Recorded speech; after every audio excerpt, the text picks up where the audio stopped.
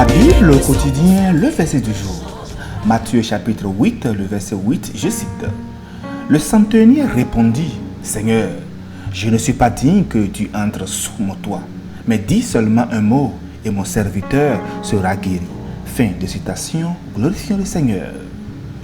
Le verset du jour nous présente un modèle de foi et d'humilité. Bien-aimés, nous voyons dans le verset du jour une scène touchante où le centenier romain s'approche de Jésus avec une foi remarquable et une humilité profonde. Le centenier, malgré sa position sociale et culturelle, dit au verset 9 de Matthieu 8, reconnaît l'autorité de Jésus et son pouvoir de guérison. Sa réponse est remplie d'humilité quand il dit qu'il n'est pas digne de recevoir Jésus dans sa maison. Cette déclaration illustre bien une prise de conscience et sa propre indignité devant le Seigneur. Il ne s'appuie pas sur ses mérites personnels ou sa position, mais le centenier se place entièrement sous l'autorité de Jésus. Dans le verset, sa déclaration qui mentionne « Dis seulement un mot et mon serviteur sera guéri » révèle une foi extraordinaire en la puissance de la parole de Jésus. Le centenier voit au-delà des limites physiques et culturelles pour reconnaître que Jésus a le pouvoir absolu de guérir sans même être physiquement présent. Le texte souligne donc, chers amis, l'importance de la foi authentique et de l'humilité dans notre relation avec Jésus. Il nous montre que la foi véritable va au-delà des apparences.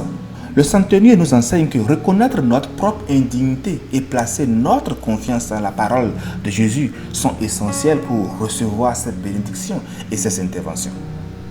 En clair, le texte signifie que notre foi doit être centrée sur Jésus et basée sur sa parole. L'humilité est une attitude qui permet à Dieu de travailler puissamment en nous. La foi qui s'appuie sur la parole de Jésus, vous savez, transcende les obstacles et reçoit des réponses miraculeuses de Dieu. Le texte nous rappelle alors que la foi authentique dépasse nos circonstances et fait appel à la puissance surnaturelle de Dieu. Quand le centenier a cru en la parole de Jésus, au verset 13, Jésus dit au centenier, « Va, qu'il te soit fait selon ta foi. » Et à l'heure même, le serviteur fut guéri. Alléluia. Bien-aimé, reçois ta guérison aujourd'hui au nom puissant de notre Seigneur Jésus-Christ.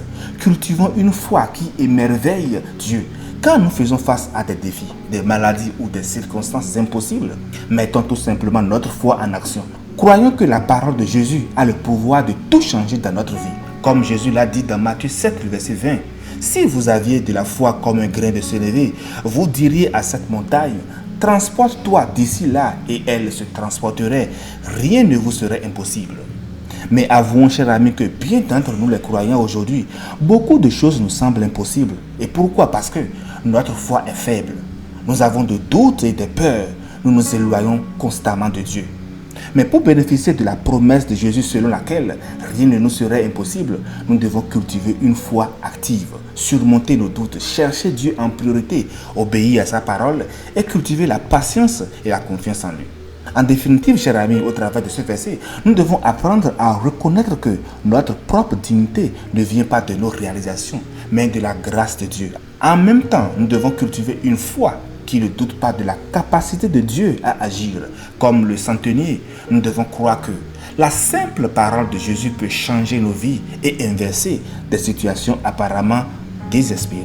Chers frères et sœurs, la parole de Dieu est puissante. Elle redonne vie à tout ce qui est mort en toi. Bonne méditation et miséricorde de Christ sur tous.